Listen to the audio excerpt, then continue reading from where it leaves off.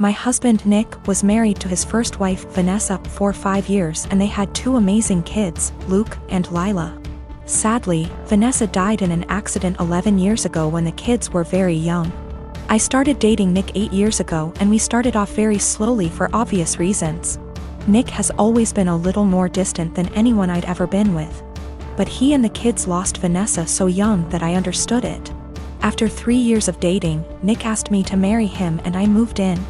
I've always had a really great relationship with Luke and Lila, and they were happy for me to marry their dad. I had wanted an actual wedding, nothing big. But Nick really didn't want one, so we got married at the courthouse with just Luke and Lila present. We had a really fast engagement, but it worked for all of us. I have loved being Luke and Lila's stepmom and officially adopted them after I found out I was pregnant with our son, Casey. The kids have been so great with Casey and help out so much. Nick was wonderful during the pregnancy and had always been a really loving dad and husband. But Nick has been pulling away a lot the last few months. He's been even more distant than usual and working late nights and going away with friends almost every weekend. I've tried talking to him, but he's been impatient with both me and the kids. I found out I was pregnant in June and am now 21 weeks pregnant with a girl. The kids are excited to have a little sister, but Nick just seems so indifferent to everything and everyone. He's been missing soccer games, Lila's birthday, doctor's appointments, etc. Casey is too young to notice, but Luke and Lila are so hurt by their dad's absence. These kids are so good and they lost their mom so young, and I'm infuriated that Nick is ignoring the kids like this. Last week, I finally sat Nick down and told him that he needs to stop disappearing and be more present in our lives. We're going to have another child soon, and before we know it, Luke and Lila will be grown up and going to college. After an hour of arguing, he screamed at me that he wished Vanessa was still alive and that I had switched places with her and died instead. He also threw in some awful comments that I need to stop pretending I'm Luke and Lila's real mom and that I'm only half the mom Vanessa was. The final straw was him saying that he never even wanted any kids with me, but did it so I'd keep busy and leave him alone. I'm so beyond hurt right now. I know I'm just his second choice. But I've always tried to honor Vanessa and tell Luke and Lila how lucky they were to have her as their mom. I love all of our kids more than anything, and I'm just so heartbroken. Nick barely pays attention to Casey now and doesn't even acknowledge the pregnancy. He somewhat apologized this weekend and took all 3 kids to lunch, but he won't even look me in the eye. He seems like he wants to talk, but he doesn't say anything, and I'm too upset to even be near him. I'm not sure where to go from here. Honestly, I can't even be around Nick right now, and if there weren't any kids involved, I'd leave and never look back. I'm not sure if he's cheating or the thought of a 4th child is stressing him out. But I'm devastated and not sure how or why I should save this marriage, besides doing it for the kids. My brother-in-law, Sammy, lost his home shortly after his divorce 10 months ago. He moved in with us and brought his twin daughters, Olivia and Sloane 18, with him a couple of months ago.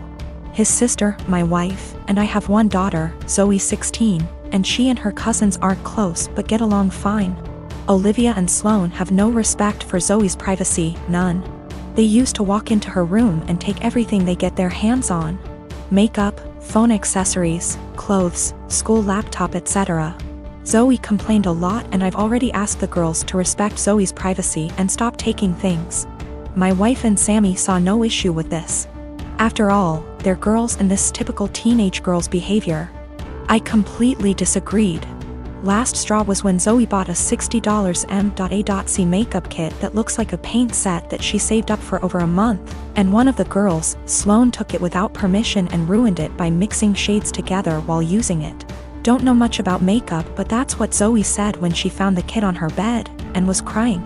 I told my wife and she said she'd ask Sloane to apologize, but I got Zoe a lock after I found she was moving valuable belongings out the house because of this incident. Sammy and his daughters saw the lock and weren't happy. The girls were extremely upset. Sammy asked about it and I straight up told him. He said, "My daughters aren't thieves. It's normal that girls of the same age borrow each other's stuff." He said Zoe could easily get another makeup kit for $15 from Walmart and shouldn't even be buying expensive adult makeup in the first place, and suggested my wife take care of this defect in Zoe's personality, trying to appear older than she is. He accused me of being overprotective and babying Zoe with this level of enablement.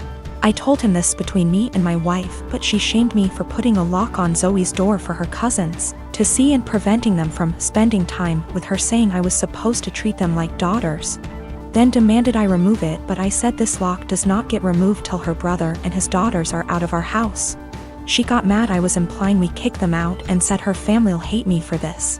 So I reminded her that I let Sammy and his family move, in which something her own family refused to do, so she should start with blaming them for not taking their own son and niece's granddaughters in. If it wasn't for her family's unwillingness to help, we wouldn't be dealing with this much disturbance at home. Everyone's been giving me and Zoe silent treatment, and my wife is very much upset over this. I was dating my boyfriend for 2 years. We didn't live together but lived on the same street, and I was always over at his place. We each had kids from a previous relationship, so I wanted to take the whole living together thing slowly. But we were together all the time and I just maintained my own residence. He commuted for work, and I knew his department got a new secretary. She was younger and married and had recently had a baby.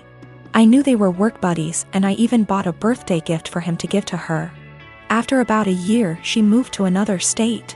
My boyfriend and I decided to move in together, and we lived together for a year when I found out that he and that secretary had some type of non-physical but still romantic relationship while they were working together. And that is why she ended up leaving, because they both realized it was not appropriate. I stumbled on old emails between them that were strange, calling each other pet names. He was calling her baby and sweetie in work emails, telling each other that they couldn't wait to see each other at work, meeting up in the cafeteria for coffee every day. He told her he loved her. She lamented that she couldn't stop thinking about him while at home. They had little quarrels. I also realized that he was still Facebook friends with her. We talked a lot about this, and he said he was just so unhappy at work at the time and unhappy with our relationship because we didn't live together, that he was vulnerable to attention from a beautiful woman. He said it never became physical, but they were very emotionally entangled at the time for many months. I had no idea at all. He said together they decided the best thing was for her to accept another job offer, which he helped her get. He's very remorseful sometimes. Other times he will tell me that it's partially my fault because I rarely stayed over. I was doing everything for him to help him out because I knew how busy he was and how stressful life was for him back then. He will also try to tell me I was too cold. I've tried to move past this. I told him he needed to delete her from Facebook, and he did.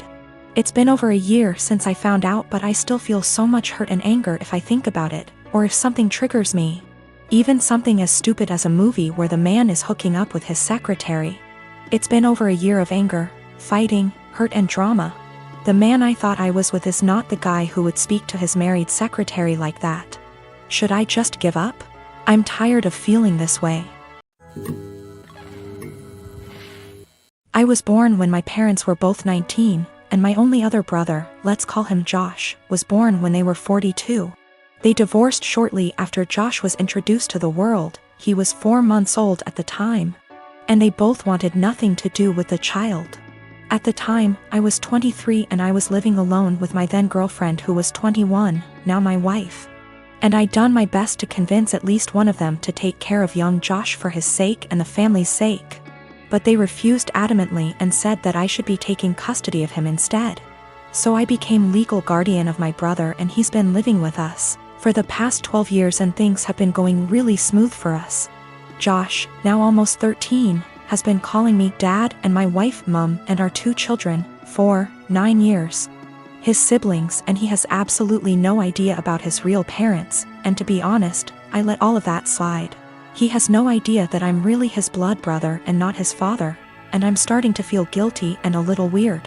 Some of my uncles and aunts come to visit occasionally, and they are really disgusted at the fact he calls me Dad, and they are surprised I haven't told him the truth. They constantly messaged me, talked to me in private, and I cannot chat to them without this one particular topic rising up, badgering me to let him know already, but I refused. I discussed this with my wife, and she thought it would be wrong to tell him the truth because none of my parents wanted to take care of him, and I'm the only person in the world who gave him the father figure everyone deserves. I feel that he has the right to know what he is to me and what I truly am to him. But he's suffered enough already and I just want things to continue how it is.